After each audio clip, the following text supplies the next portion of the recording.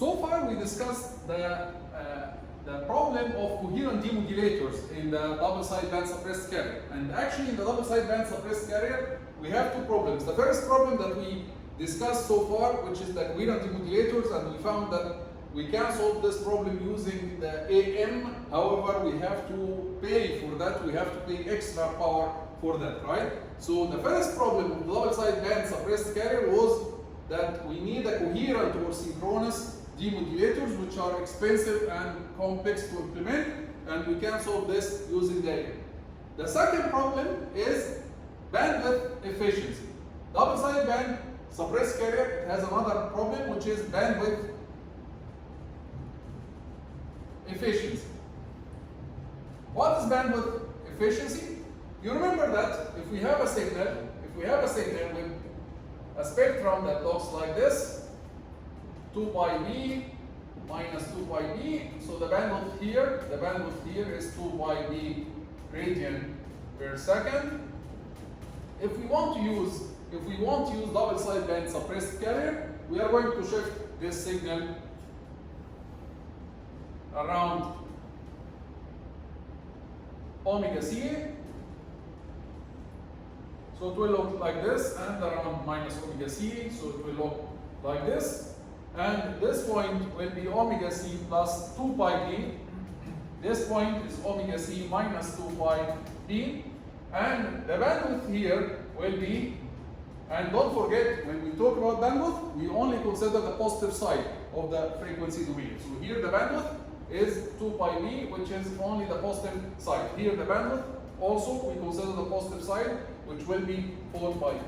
So it's clear here that when we use double sideband suppressed carrier, we double the bandwidth required. So this signal, it contains some information. This information is contained in 2 pi b radian per second. However, when we transmit it using double sideband suppressed carrier, we use double the bandwidth to transmit the information that could be transmitted in 2 pi b. Information that could be contained in a box like this, we use a bigger box to transmit it. Information that can be contained in 2 pi b, we have to use 4 pi b to transmit it. This is of course not efficient. Why? Because bandwidth is one of the most expensive resources in communications. In any communication system, bandwidth is very expensive. So for example, the service providers here, when they want to provide new service or they move from 4G to 5G mobile communications, they have to go and buy bandwidth from the government, right? And they pay billions of dollars in order to buy like few megahertz or gigahertz from the government, and this is very expensive and competitive to buy. So bandwidth is very important, and hence when we transmit information that can be contained in 2 pi b, when we transmit it using 4 pi b, this is inefficient use of bandwidth. That's why we call the second problem of double sideband, we call it bandwidth inefficiency. Okay, but here I'm writing the general title, bandwidth efficiency. It's not efficient. So double sideband is not efficient from the perspective of bandwidth. How do we solve this? We solve this problem using two solutions that we'll study. The first solution is called QAM, Quadrature Amplitude Modulation, and the second solution is called SSB, Single Sideband. We are going to start with the QAM, with the Quadrature Amplitude Modulation, and later we are going to talk about single sideband. So in the QAM,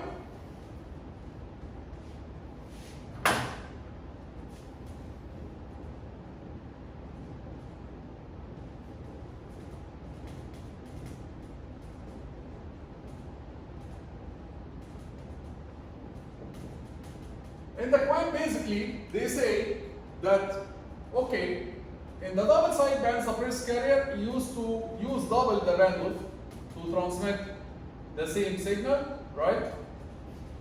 Double the bandwidth, 4 pi b, to transmit the signal that can be contained in 2 pi b only.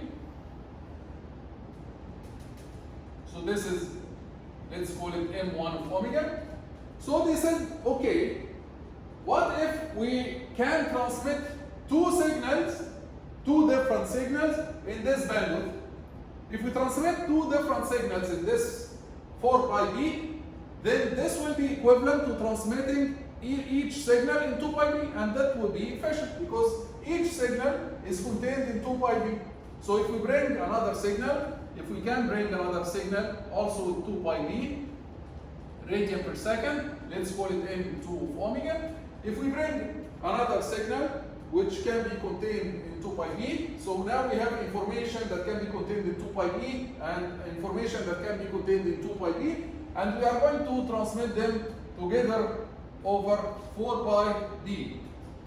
They said if we can do that, we can transmit two signals over 4 pi b radian per second, then this is equivalent to transmitting one signal in 2 pi b, and which is the normal case, which is the efficient case, right? Because each signal, it is contained in 2 pi b.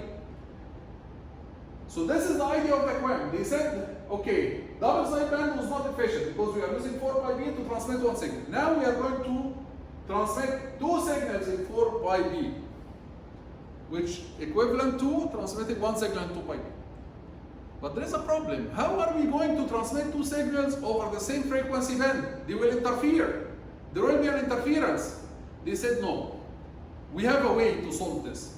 They said if we transmit one of them using a cosine carrier and the other one using a sine carrier, then because the cosine and sine, they are orthogonal to each other, mathematically orthogonal signals, then the receiver will be able to separate them. Will be able to differentiate between M1 and M2. There will be no interference. So don't worry. So this is what they said, and this is what we are going to do. This is what they call the quadrature amplitude modulation. Quadrature means orthogonal. Okay? So the basic idea of QAM is to transmit two signals, M1 and M2, over the same bandwidth, over the same carrier, but one of them will be modulated with a cosine carrier, the other one will be modulated, or it will modulate a sine carrier. So basically the block diagram it looks like this. We have a signal M1 of t that will modulate a carrier cosine omega ct, and this carrier comes from an oscillator. The same oscillator is shifted by negative pi over 2 to obtain a cosine wave, to obtain a sine wave, sine omega ct, and then this sine is going to be multiplied by the other signal, the other information signal, M2. By the way, let me remind you that M1 and M2, they are completely two different voice signals. For example, news channel and sports channel. Okay, they are completely two different signals. You are going to use one of them to modulate a cosine carrier, the other one will modulate a sine carrier with the same frequency. And then, after modulation, you add them. You add these two signals, and then you transmit them over the same antenna. At the receiver, now both signals they are transmitted over the same frequency, but one of them with cosine, the other one with sine. At the receiver, this is the transmitter. This is the QAM transmitter. At the receiver, you are going to receive what? What's the signal here? Let's call it phi QAM of t. The signal here is M1 multiplied by cosine. I'm going to write it here. M1 of t multiplied by cosine omega ct plus M2 of t multiplied by sine omega ct. At the receiver, you are going to receive this signal phi QAM, and you are going to divide it into two branches. The first branch is going to be multiplied by cosine. At the receiver, you want to do what? You want to separate the two signals, right? You want to obtain M1 and MT and M2, M1 of t and M2 of t. So at the receiver, you are going to use two branches, one for M1 of t and the other one for M2 of t. For m1 of t, you are going to multiply by the same carrier, cosine omega ct, and then use a low pass filter. And for simplicity, let's assume that we are going to multiply by 2 cosine, because we'll get a half in the equation, so 2 will cancel with the half. This is easier. Okay? So here you are receiving phi QAM of t. The same oscillator that is used to generate the cosine, if we shift it by negative pi over 2, it's going to give us sine, 2 sine omega ct, and then we multiply it by this branch, and again we use a low pass filter. Let's examine what's the output here and what's the output there. Okay? So when you receive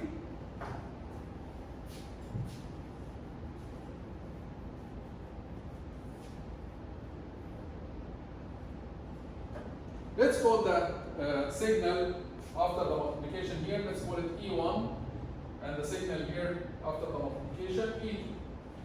When you receive phi QAM and multiply by cosine, let's consider the upper branch. We receive phi QAM of t and you multiply by cosine omega ct.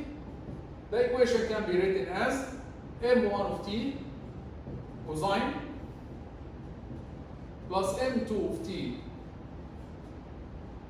sine. All of this is multiplied by cosine. This will be multiplied by cosine. When you multiply the first term, cosine omega ct times cosine omega ct, cosine times cosine, it will give you half cosine the sum plus half cosine the difference. So it will give you, of course, we are multiplying by 2 cosine, okay? So we are going to multiply by 2. I said that we are going to add 2 to cancel the half. So half cosine the sum, half cosine the difference, and the half will cancel with the 2. So we are going to get m1 of t cosine the difference, which is cosine 0, plus m1 of t cosine the sum, cosine 2 omega ct, plus m2 of t sine cosine.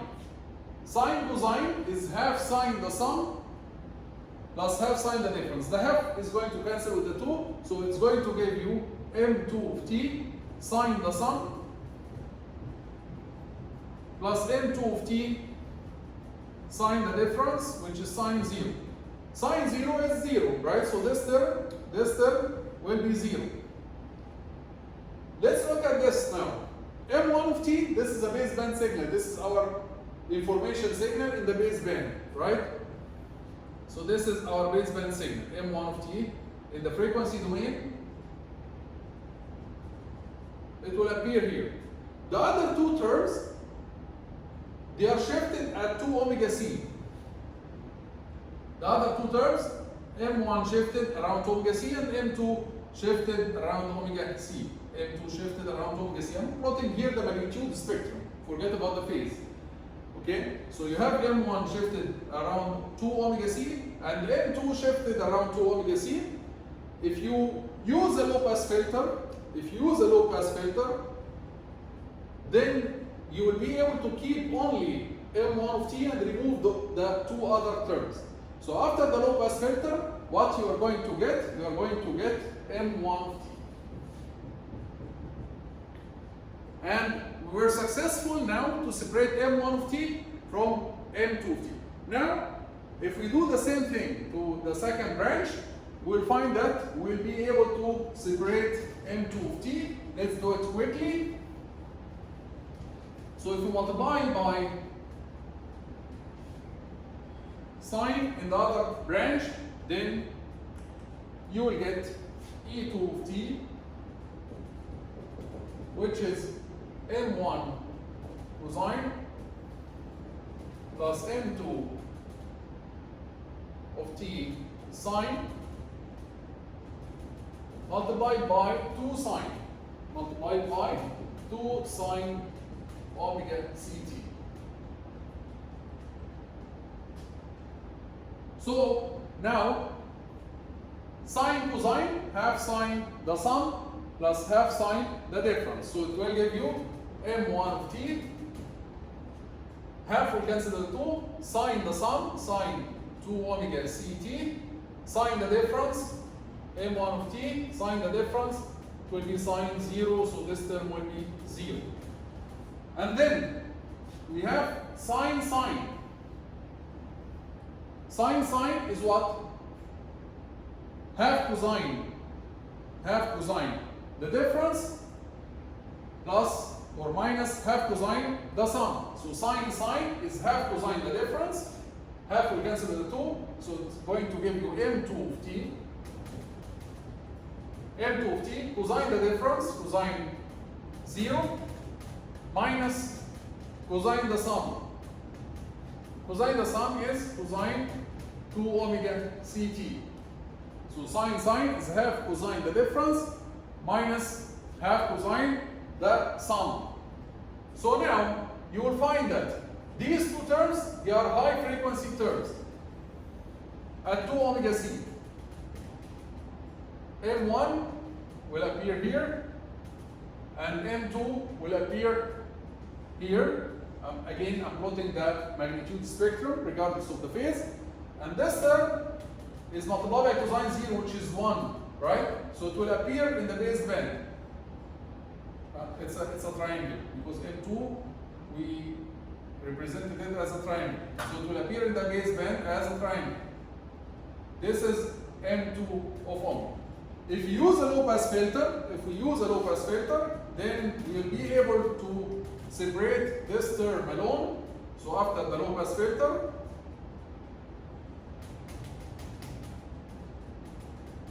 we'll be able to separate M2 of t alone, right? And remove all other terms. So here we are going to get M2 of t. So using QAM, we multiplex two signals on the same frequency band. But in order to do that, we have to use cosine carrier for one of them, sine carrier for the other. Not only this, we have to use at the receiver, we have to use synchronous or coherent demodulator at the receiver. The receiver must be synchronous or coherent in order for the QAM to work properly. And you can try by yourself that if the receiver here there is a shift between the carrier here and the received carrier, there will be a big problem here. You will not be able to separate M1 from M2. And you can try it by yourself. So the receiver has to be perfectly synchronized. The carrier of the receiver has to be perfectly synchronized with the received carrier in frequency and in phase. Otherwise, you will not be able to separate M1 from M2. So here we solve the problem of bandwidth efficiency, but still we have the problem of synchronous or coherent receiver. In the AM, we solved the problem of the receiver, but we had the problem of the efficiency, right? So we can solve one problem at a time. We'll stop here in this video. Before we stop, by the way, the QAM has very nice practical applications. It was used to transmit the chrominance, something called the chrominance signals of the old analog TV. In the old analog TV, we used to transmit the colors and the colors as colors and the intensity of the light called luminance. Chrominance and luminance. Chrominance are the colors, okay, and the luminance is the intensity of the light intensity, right? So the QAM was used to transmit the chrominance signals. Two chrominance signals in the old TV, analog TV and satellite signals. Okay, so the QAM, practically speaking, the QAM was used to transmit the chrominance, to multiplex two chrominance signals in the old analog TV and satellite signals. Okay, we'll stop here in this video and we'll see you in the next video.